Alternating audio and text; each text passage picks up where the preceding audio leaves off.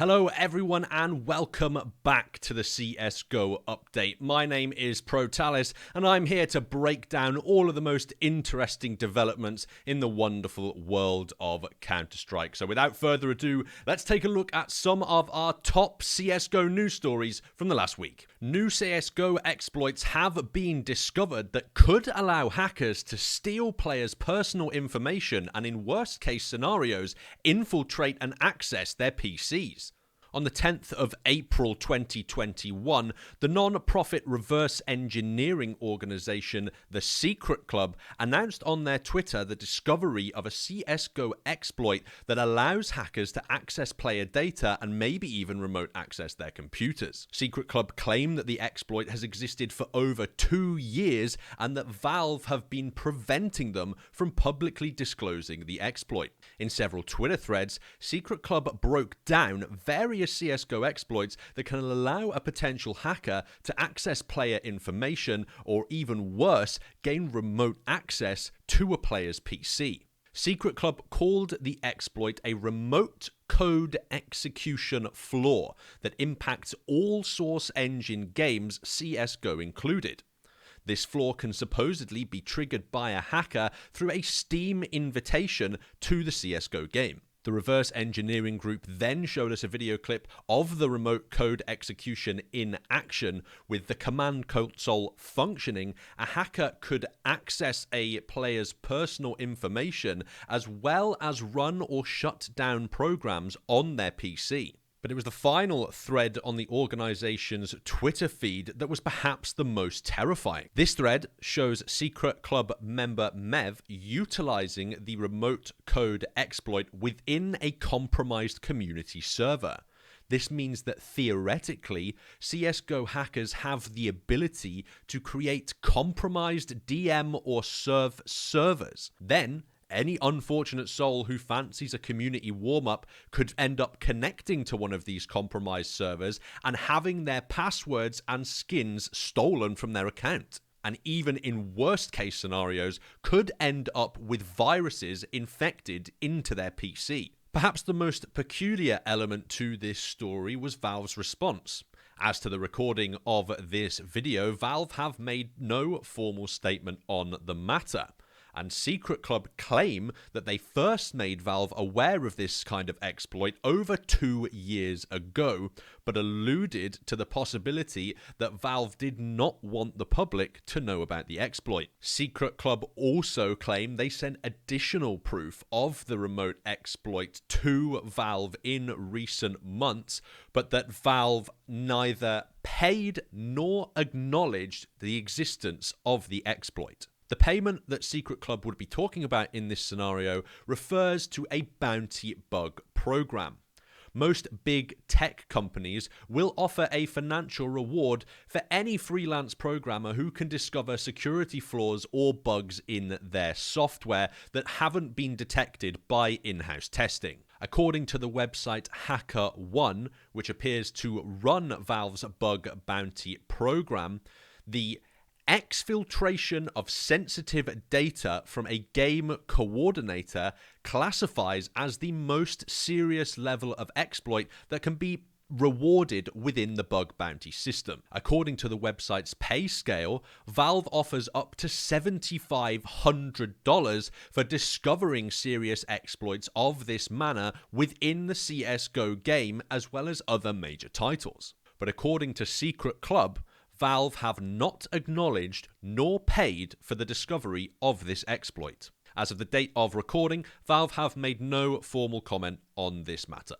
In tournament news, last week saw the announcement of 2021's first regional major ranking tournament events. CS Summit has been announced as the tournament organizer for the upcoming North American RMR event, which will be held between May 14th and May the 30th. The NA RMR ladder currently has 3 teams tied for first place: Evil Geniuses, Furia, and Extremum, who all have 480 points following the partial ladder reset at the beginning of this year. Team Liquid are in 4th place with 240 points.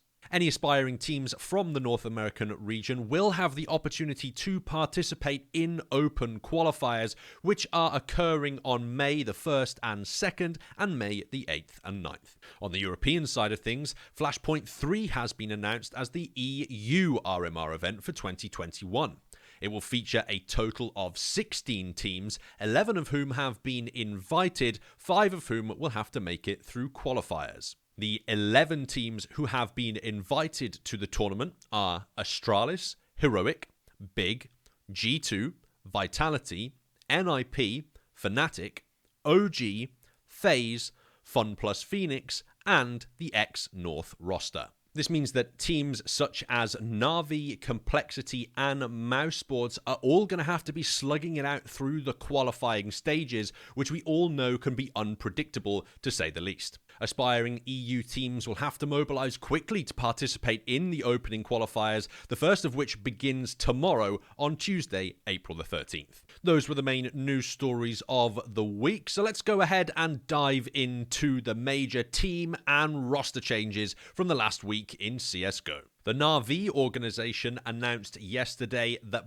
Bit, currently the 6th player on Na'Vi's roster, will be taking Flamie's place on the starting 5 for the next 2 tournaments. The Na'Vi organization cited Valve's new point penalty system as the primary reason behind the team's change for Flamie and Bit. However, Flamie will also be sitting out from the starting 5 beyond the first RMR of the year and will also sit out for DreamHack Masters Spring 2021. Flamie has been in a statistical slump for a while now and has not been able to keep his HLTV rating consistently above 1 since the winter of 2019. Next up, the up-and-coming Israeli talent FlameZ has officially been signed as the final piece of the OG Esports CSGO roster. OG have been without a permanent 5th player since they benched NBK and Issa back in March,